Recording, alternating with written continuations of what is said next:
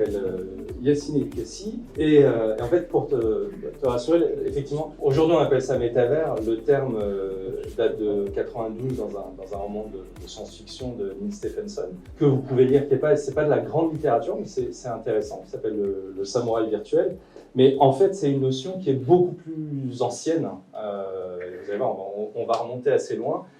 Moi-même, je travaille sur ces sujets-là depuis près de 25 ans. Est-ce que vous reconnaissez cet objet? Oui, vous en avez tous un dans la poche, mais est-ce que vous reconnaissez celui-ci? Cuneiforme. Alors, effectivement, c'est les écritures qui sont cuneiformes, mais il y a surtout quelque chose qui est assez frappant quand on voit ces deux objets côte à côte, c'est qu'ils ont quasiment la même forme. Et ce sont deux objets, deux tablettes d'ailleurs, parce qu'on parle d'une tablette d'argile, qui contiennent de l'information. Et en 8000 ans, le form factor, le design, n'a pas tellement changé. Et pourquoi le design n'a pas tellement changé? Parce qu'en 8000 ans, on n'a pas de doigts qui ont poussé, on n'a pas les mains qui sont devenues miniatures ou quelque chose qui nous est poussé par-dessus la tête. Et finalement, ça fait 8000 ans qu'on a besoin de transporter des informations, tout simplement parce qu'on ne peut pas tout garder en tête en permanence. Et surtout, justement, ça permet de stocker plus d'informations.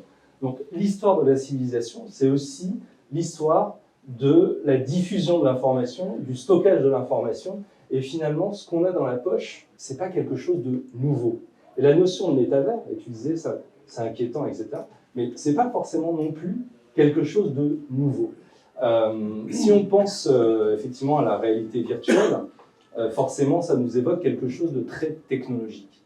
Mais la grotte de Lascaux, en fait, les hommes préhistoriques qui ont vécu et qui ont dessiné ces formes à l'intérieur, ils travaillaient déjà sur le volume et ils recréaient des scènes dans lesquelles ils étaient immergés. On va y revenir. Moi, c'est une question qui me taraude depuis très longtemps. Et en 2000, donc à l'ouverture de ce siècle, j'ai créé un groupe artistique qui s'appelait Electronic Shadow, donc cette notion d'ombre électronique, avec cette idée que le 21e siècle à venir allait être justement, non pas forcément une fusion, mais une superposition de notre réalité physique, matérielle, avec une nouvelle couche qui serait la couche digitale.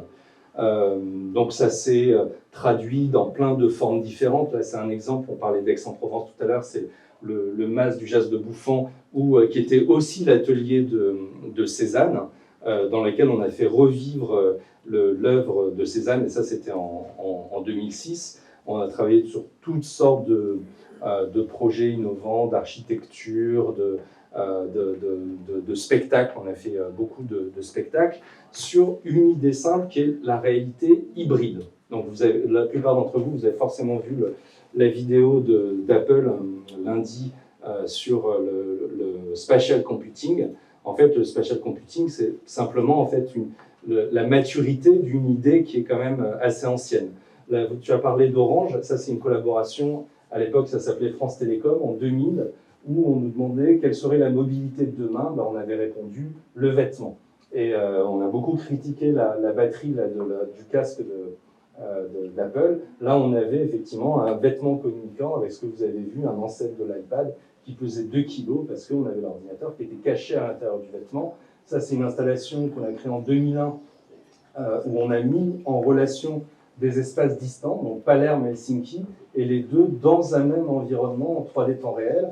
Une autre installation qui date de 2003, donc il y a 20 ans, qui est une installation qui permettait au public de créer simplement par sa présence physique ces sortes de lignes qui sont des traces de leur présence, comme une sorte de stratification de la mémoire. Et cette installation qui s'appelle 3 minutes au carré, qui est l'invention du mapping vidéo, qui sont ces projections sur des volumes, donc toujours il y a 20 ans, et qui est finalement une sorte aussi de projection de ce que serait cet avenir numérique dans lequel le mouvement fait office d'interface, comme vous voyez ici, et l'espace et finalement l'espace et l'image ont fusionné.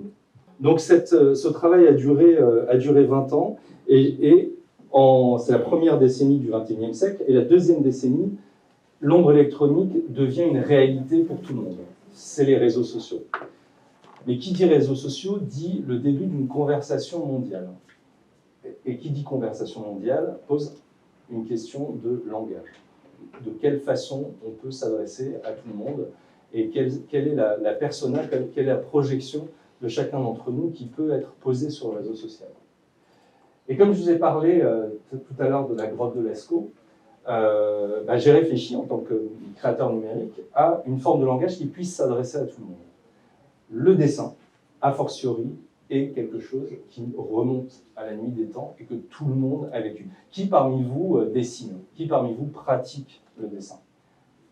Une, deux, trois personnes. Donc on est en dessous de 5 personnes. On est en dessous des 10%. En fait, cette question, je la pose dans chacune de mes interventions. Il m'est arrivé d'intervenir dans des écoles, y compris des écoles primaires. Quand je pose cette question, tout le monde lève la main. Parce que le dessin, c'est la première forme de langage. D'ailleurs, l'écriture vient du dessin. Les lettres que vous écrivez, elles sont toutes issues d'un dessin qui a été symbolisé. Donc le dessin, c'est un point commun qu'on a tous. À la fois, pas forcément si on dessine, mais on le comprend. Et puis, il y a deux autres points communs. J'ai parlé de ce moment, les enfants qui lèvent la main, on a tous dans la salle, enfin peut-être un ou deux à la limite qui viennent de nous plaindre, on a tous été des enfants. Et il y a une troisième chose dont on est capable et qui est de l'ordre du langage, et que vous venez de m'offrir, et je vous en remercie, c'est le sourire. C'est-à-dire qu'on a tous sur le visage les 17 muscles qui nous permettent d'offrir cette communication non verbale que tout le monde comprend à peu près de manière égale sur la planète. Le sourire, c'est déjà un signal qu'on envoie qu'il n'y a pas d'agression, qu'il n'y a pas de danger. Et vous pouvez, si vous êtes avec quelqu'un qui ne parle pas la même langue que vous, qui a une culture complètement différente, envoyer ces messages. Et donc sur ces 3 points communs, j'ai créé ce personnage qui s'appelle Elix. Donc vous voyez, c'est le contraire du point fermé. C'est un grand sourire, les mains ouvertes, il vient vers vous. Et quand on crée un personnage de fiction, en fait, on va le caractériser. Character en anglais. Elix, c'est l'inverse. Je l'ai décaractérisé. C'est-à-dire enlever tout ce qui pouvait lui donner le rapport à une communauté particulière pour en faire un personnage universel et qui donc s'adresse à tout le monde. C'est ce qui s'est passé. Elix est arrivé sur les réseaux sociaux avec son sourire, sa malice, son rapport à l'enfance, ce dessin simple qui lui permettait en fait de confronter la réalité. Et la réalité, elle est complexe. Donc ce que j'appelle une sorte de réalité augmentée low-tech. L'histoire d'Elix, c'est l'histoire de Pinocchio à l'ère du digital. C'est un petit pantin dessiné, facétieux, qui vit la physique, la réalité, qui vit dans notre monde, mais qui, par le biais du dessin, nous permet de projeter nous-mêmes nos images. Et en fait, ce qui était intéressant, c'est que comme il est arrivé sur les réseaux sociaux, il est devenu une personne, puis une personnalité. C'est-à-dire que c'était le principe, un personnage de fiction qui devient une personnalité. Et cette notion de révéler par la simplicité, la poésie, des petites scénettes qui s'adaptaient assez bien aux réseaux sociaux et que tout le monde pouvait comprendre. Parce que finalement, c'est quelque chose qui est basé sur des situations plutôt drôles, des choses que tout le monde pouvait un peu comprendre. Et puis, il s'est passé un truc magique un jour. Cette photo assez simple d'Elix avec son parapluie qui protège la Tour Eiffel est devenue d'un coup la photo la plus likée d'Instagram pendant 6 mois. Ce qui était fou. Et vous voyez, le type de photo, c'est à chaque fois des choses très universelles. Elix, un petit lapin, un cheval, une artiste qui dessinait du maquillage. C'est-à-dire des choses qui n'ont pas besoin de langage, qui n'ont pas besoin de texte pour être comprises et pour évoquer quelque chose.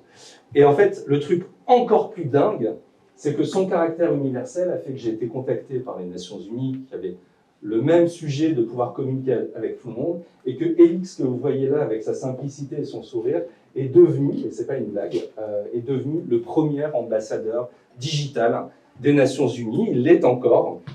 Et là, c'est un truc complètement dingue qui a tout changé. C'est-à-dire qu'effectivement, les Nations Unies ont posé une sorte de problème insoluble. On a 6 langues officielles, il y a des sujets très graves dans le monde. Comment est-ce qu'on peut s'adresser à tout le monde? En 2015, vous vous souvenez d'un événement quand même dramatique qui a eu lieu en France, hein, c'est la question Charlie Hebdo et ce choc de civilisation qui a été vendu, alors que, en fait, c'est un problème de communication profondément, même si évidemment il y a des manipulations et je ne veux pas rentrer dans le débat, et en plus je devais en parler, malheureusement, faire une intervention auprès de Charb qui a disparu juste, enfin, quelque chose qui n'est pas arrivé, c'est que quand on crée un message local et qu'il devient mondial, bah, c'est plus le même langage. Quand on s'adresse à un copain ou à une communauté et que d'un coup, ce message peut devenir mondial, eh ben, on ne travaille plus de la même façon. Un dessin a une puissance politique, mais politique à l'échelle vraiment du globe. Ça ne veut pas dire qu'on fait attention à ce qu'on dit, etc. Ça veut dire qu'on utilise quelque chose qui est éminemment puissant. Et c'est ce qu'a prouvé cette question des caricatures, parce que la notion de caricature, c'est une notion très ancienne, culturelle, d'un pays à un autre. Quand on le met sur Internet, ben, il faudrait expliquer l'histoire de chacun des pays. Donc on marche sur ces œufs-là, mais c'est de cette manière-là qu'Ellipse commence à exercer son statut et très humblement et modestement, mais aussi donner une autre image. Les Nations Unies, c'est 193 États, c'est énorme, beaucoup plus de langues que les 6 langues officielles, c'est des messages qui sont en plus en plus plombants avec la COP, avec des sujets qui sont quand même la Déclaration des droits de l'homme. Donc je suis amené à faire une version des objectifs de développement durable qui sortent en 2015. Et en fait, on explique cette chose. Il y a ça, c'est la homepage des Nations Unies au moment de la Déclaration universelle des droits de l'homme, dont j'ai illustré le premier article. Tous les hommes, tous les êtres humains naissent libres et égaux en droit, en tout cas au moment où ils naissent, donc cette éclosion d'Élix. Mais donc cette notion de complexité, de dire un personnage simple dans un monde complexe, il se représente assez bien dans ces objectifs de développement durable qu'on a finalement simplifié dans un message qui est que tout est interconnecté. Cette notion de complexité. La complexité, c'est pas compliqué. La complexité, c'est simplement qu'il y a beaucoup de sujets qui ont des interactions les uns avec les autres. Et ça s'explique en fait. On confond souvent complexe et compliqué, et nos organisations sont très silotées, c'est-à-dire qu'on est très spécialiste dans son domaine, le reste, ça ne nous intéresse pas. Et on se rend compte que le fait de faire interagir les domaines les uns entre les autres est un domaine en soi, qui est complexe. Et pour ça, on a créé en 2018 une fondation. Pour ça, je lui dis ça a changé ma vie. La fondation Helix, qui va porter ces sujets à la fois sur le plan éducatif, sur le plan du plaidoyer, et également dans des actions diverses et variées. Et peut-être, je ne sais pas si vous vous souvenez, mais au sortir du Covid, on a fait cette grande campagne sur les objectifs de développement durable dans tous les métros, dans les gares, avec ces deux idées. Il y a effectivement décomplexifier et aussi décomplexer. Faire comprendre que tout le monde est partie prenante en fait, de ce message. Ça ne s'adresse pas uniquement à des spécialistes. En 2015, c'était les 70 ans des Nations Unies. Je ne sais pas si vous vous souvenez du film Amélie Poulain. En fait, on a fait un tour du monde décarboné avec Helix qu'on a envoyé aux 4 coins de la planète, comme ça, sous forme de dessin. Et en fait, les photos, comme je vous ai montré précédemment, étaient prises par les gens sur place. Donc là, c'est dans la bande de Gaza. Il est parti en Islande, il est parti en Iran, il est parti dans à peu près toute l'Afrique, il est parti à Budapest, dans des pays ennemis, mais d'un jour après l'autre. Et ce qui est magique, c'est que notre capacité à projeter fait que les 10 premiers pays, on les a appelés, on a essayé de leur expliquer, leur montrer des exemples, etc. Bon, ils ont accepté. Mais à partir du 15e pays, c'est les pays qui nous appelaient pour dire « nous aussi, on veut recevoir Helix ». Parce qu'on a cette capacité d'imagination qu'on appellera métavers après, mais qui est extrêmement puissante et qui est quelque chose sur la mémétique, etc., qui se transmet. En 2025, ça sera les 80 ans des Nations Unies, et je vous le donne dans le mille, on fera un tour du monde en 80 jours, un hommage évidemment à Jules Verne, et la vidéo marche sur l'ordinateur, mais elle saccade chez vous.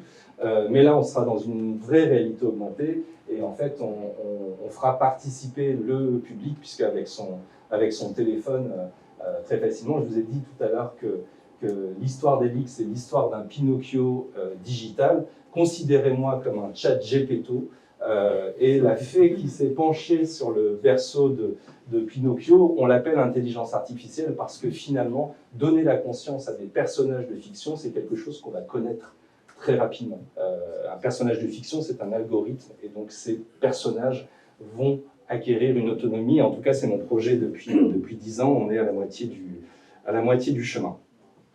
La notion de plaidoyer, ça passe par expliquer à la fois ce que sont les objectifs de développement durable, le faire passer dans les assemblées, en l'occurrence l'Assemblée nationale, où justement on a accompagné au moment de la mandature de Richard Ferrand les députés pour qu'ils puissent intégrer cette notion. Parce qu'en France, je pense particulièrement en France, mais c'est le cas dans beaucoup de pays, quand on entend le terme développement durable, donc les objectifs de développement durable, 9 personnes sur 10 entendent en fait écologie. Et quand on entend écologie, 9 personnes sur 10 de ces 9 personnes sur 10 entendent éco-gestes. C'est-à-dire on réduit le développement durable aux éco-gestes. Alors qu'en fait, le développement durable, c'est une approche systémique qui intègre aussi bien l'économie, le social et l'écologie qui est finalement une conséquence. C'est-à-dire que si on veut travailler sur le climat, on est obligé d'aborder, parce que ce sont les vraies solutions, les questions d'égalité des genres, les questions d'inégalité, les questions de pauvreté, parce qu'on ne peut pas changer les systèmes. Donc comme je vous parlais de réalité augmentée, toute cette exposition sur les grilles de l'Assemblée nationale, c'est la première expo depuis 10 ans, la précédente c'était sur Charles de Gaulle. C'est une expo qui fonctionnait en réalité augmentée, donc on pouvait avec son téléphone filmer les affiches et on avait voilà, des éléments supplémentaires, des animations, des connexions, des liens qui venaient nous raconter des choses comme ça sur les objectifs de développement durable. Là, on est en 2021, c'est au sortir, on n'a pas encore le casque, mais avec le téléphone, ça fonctionne très bien. Et puis, effectivement, on a le confinement. Le confinement, le Covid. Le Covid, c'est peut-être le début du XXIe siècle. Vous savez, le XXe siècle n'a pas commencé en 1900, il a commencé à la fin de la Première Guerre mondiale avec l'industrialisation, avec cette énorme boucherie qui a vraiment transformé le monde. Et ben, le XXIe siècle, pour moi en tout cas, je pense, a vraiment commencé après le Covid. Le Covid nous a donné plusieurs enseignements. Déjà, il nous a tous obligés à rester chez nous. Et chez nous, on s'est rendu compte que finalement, il y avait des objets numériques qu'on côtoyait depuis des années, mais qui n'étaient pas simplement là en plus, qui sont devenus vitaux. C'est-à-dire qu'on a inventé quasiment, c'est-à-dire qu'on a donné énormément de poids. Les entreprises ont pu continuer à travailler, les organisations ont continué à développer. Il y a eu l'explosion du Zoom jusqu'à l'apéro, les apéros Zoom, etc. On a été dépendant du numérique. Sans compter, évidemment, tu parlais de Netflix, etc., les abonnements qui ont explosé, Disney+, qui est arrivé, qui a pris des parts de marché mais vraiment en 1 mois, parce que c'était vital, en fait. Les cinémas, d'ailleurs, s'en sont pas forcément remis totalement. Donc ça, c'est la première chose, un moment de maturité. Et la notion de métavers a explosé, alors que ça fait des années qu'on en parle, qu'on travaille sur la réalité virtuelle, a explosé après le Covid, comme la crypto, comme des sujets qui étaient de l'ordre du signal faible et qui ont vraiment pris le temps à ce moment-là. Et en même temps, il y a un autre phénomène dont, à mon avis, on n'a pas suffisamment parlé, mais que je vais rappeler, extrêmement important, c'est que c'est la première fois depuis la fin de la Deuxième Guerre mondiale qu'on réduit nos émissions de gaz à effet de serre, de l'ordre de 7%. C'est-à-dire c'est ce qu'on devrait faire tous les ans jusqu'en 2030 pour respecter l'accord de Paris. Bon, autant vous dire que les effets rebonds fait qu'on a complètement éclaté le truc, mais c'est quand même un modèle réduit de se dire du numérique plus cette sobriété, on y arrive. Évidemment, on ne peut pas faire un Covid par an, on ne peut pas confiner les gens, mais c'est une sorte de modèle réduit de se dire il y a peut-être quelque chose qui est possible. À titre personnel et par rapport à l'X, c'était très frustrant parce que c'est le moment où on devait fêter les 10 ans de l'X. Et donc, pas de possibilité de faire d'événement. Qu'est-ce qu'on a fait? On a créé un musée virtuel qui était le musée ELIX, en réalité virtuelle, mais dans un espace partagé. Et là, en fait, c'est le début, c'est-à-dire qu'on commence à reparler du métavers. Les gens qui sont là-dedans depuis longtemps ont connu Second Life, ont connu ces expérimentations. Évidemment, ce n'est pas quelque chose de nouveau. Mais il y a une maturité. C'est-à-dire qu'entre un développement technologique et sa maturité, ça prend en général une génération. Si on pense, par exemple, à la Renaissance, hein, parce que je fais le lien avec la Renaissance, c'est le moment qu'on vit, et c'est peut-être mon côté optimiste, pour moi, il a quelque chose de la Renaissance. C'est un moment de crise absolue, mais on est une génération après une explosion de la diffusion des savoirs. Pour la Renaissance, c'était une évolution, on ne va pas dire technologique, mais technique, parce que vous voyez de quoi je parle, c'est l'imprimerie. C'est-à-dire qu'entre l'imprimerie, en fait l'imprimerie c'est le volet technique de la Renaissance, c'est-à-dire 400 000 livres qui sont diffusés dans toute l'Europe, et quelques années plus tard, paf, vraiment 500 personnes en Europe qui font sauter les codes, qui sont dans un mode disruptif. Et ce qu'on vit aujourd'hui, c'est 25 ans, 30 ans après le début du numérique. D'ailleurs, à l'époque, on appelait ça les nouvelles technologies, et puis le début d'Internet, et les générations, ce qu'on appelle les digital natives, comme on aurait pu avoir les print natives, qui arrivent, qui n'ont connu que ça, et qui créent les conditions d'un nouveau modèle de société. C'est quoi ce nouveau modèle de société? Je vais le faire très rapidement. C'est comment est-ce qu'on sort du mythe d'une abondance matérielle avec toutes les conséquences environnementales et tous les modèles économiques qui sont basés sur du trop à de la création de valeur dans une sobriété matérielle. Et donc en passant par une forme d'abondance immatérielle et en basculant le modèle sur des modèles régénératifs d'ici 2030. Est-ce que c'est possible? Oui, c'est possible. Est-ce qu'on a le choix? Pas vraiment. Comment est-ce qu'on raconte ça? C'est la question. Donc c'est la raison pour laquelle, en fait, on a lancé avec PwC, du coup on s'est rencontré avec David, une coalition d'acteurs autour de cette question. Et si, là on est métavers, mais en fait, les technologies émergentes, j'ai même pas parlé de l'AI, enfin si j'en ai parlé rapidement pour Elix et sa conscience, mais en fait, ces transformations et ces disruptions, et si finalement, elles pouvaient également être des leviers pour atteindre ces objectifs d'égalité des chances, d'égalité des genres, de réduction des émissions, etc.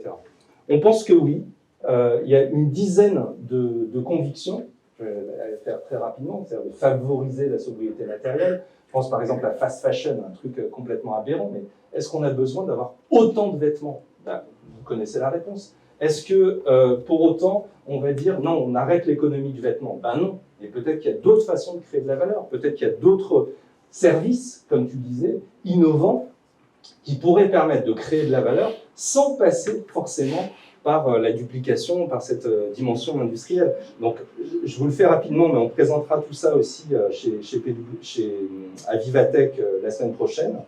Un des exemples qu'on propose, c'est un projet en réalité virtuelle qu'on a commencé avec l'UNESCO, qu'on est en train de poursuivre, et un partenaire qui s'appelle Carbonable, qui est une start-up française, qui fait des NFT qui sont adossés à des crédits carbone.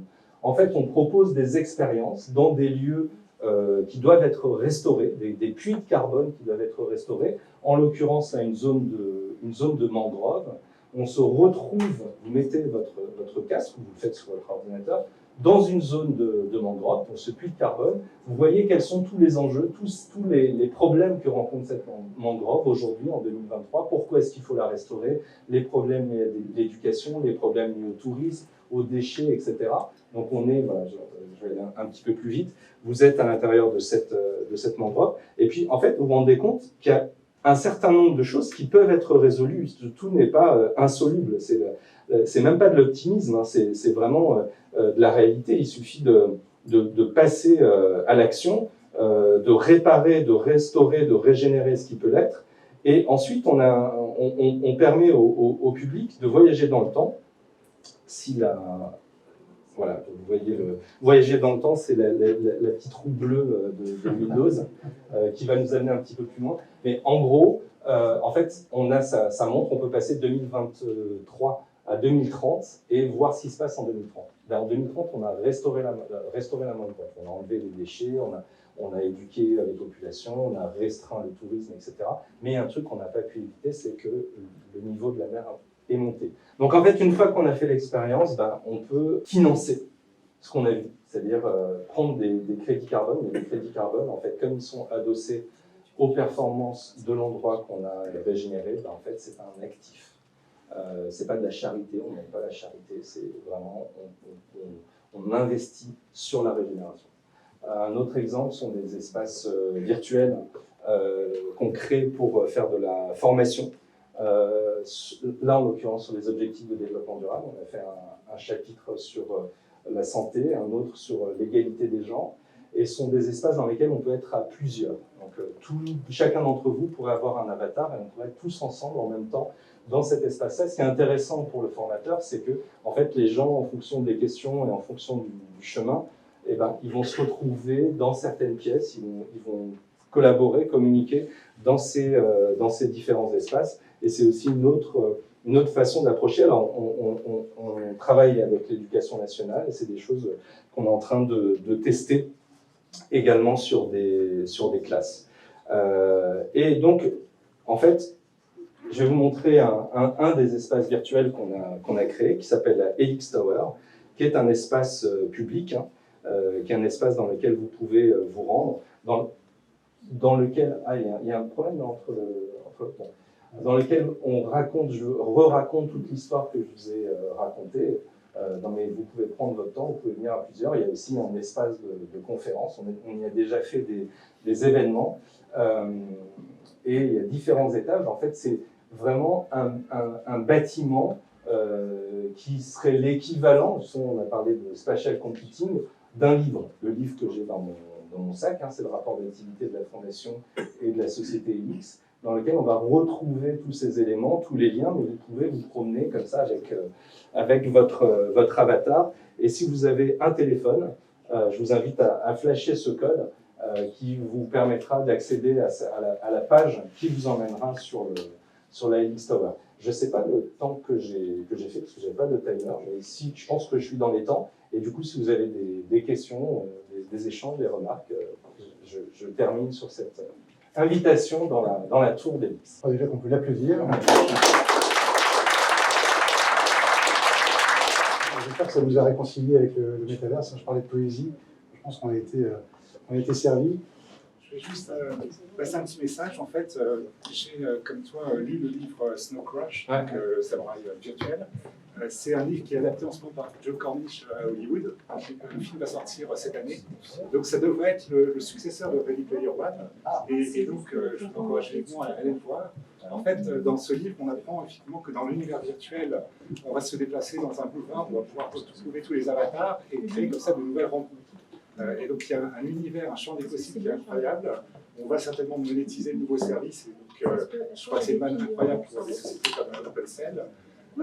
Et il faut savoir que le métaverse, au niveau industriel, je viens de Renault, avec lequel j'ai rencontré David, les industriels ont créé depuis longtemps de la CAO, ils sont aujourd'hui en train de faire des digitaux virtuels. Absolument, des doubles digitaux, c'est voilà. parti. Et notamment Renault a son usine de plein totalement dans le métaverse. Et donc ces jumeaux numériques vont servir à aller beaucoup plus loin, plus vite. Ça fait partie de la recherche sur PwC, parce que les jumeaux numériques sont aussi une façon d'éviter énormément de contraintes et d'externalités, etc.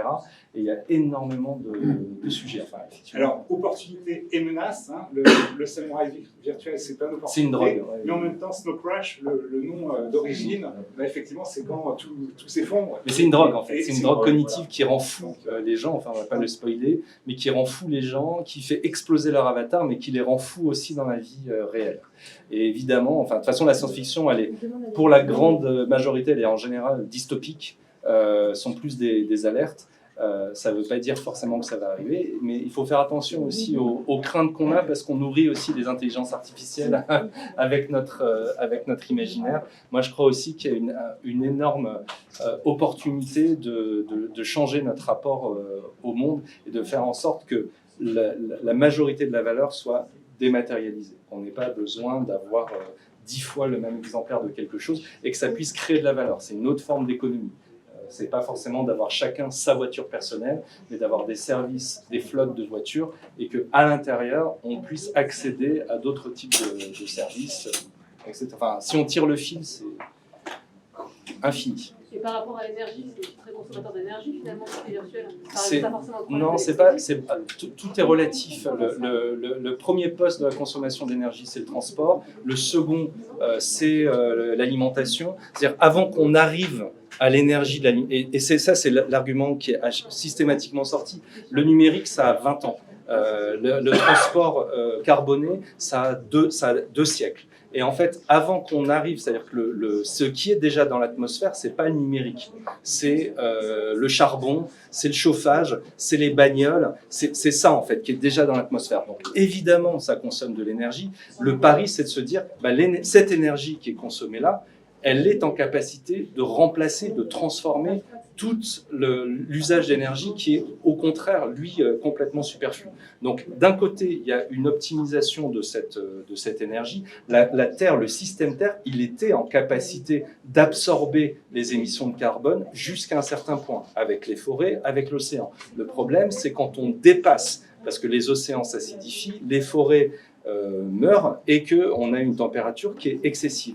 Mais en fait, c'est un mauvais procès, selon moi, qui est fait au numérique. C'est comme si on reprochait à un bébé la pollution de son grand-père. Je pense que d'abord, il y a un gros sujet sur les consommations qui sont inutiles ou qui sont remplaçables, et c'est pour ça que je donne l'exemple du Covid. On n'a jamais utilisé autant de numérique que pendant le Covid, et pourtant on a baissé nos émissions de gaz à effet de serre. Donc en vérité, il y a une optimisation de ce côté-là, mais il y a surtout une transformation profonde des usages qui peuvent faire qu'avec du numérique et moins de transport carboné, moins d'alimentation carnée, moins de services, des vêtements à la chaîne, etc., avant d'attaquer la consommation du numérique, je pense que c'est vraiment le sujet.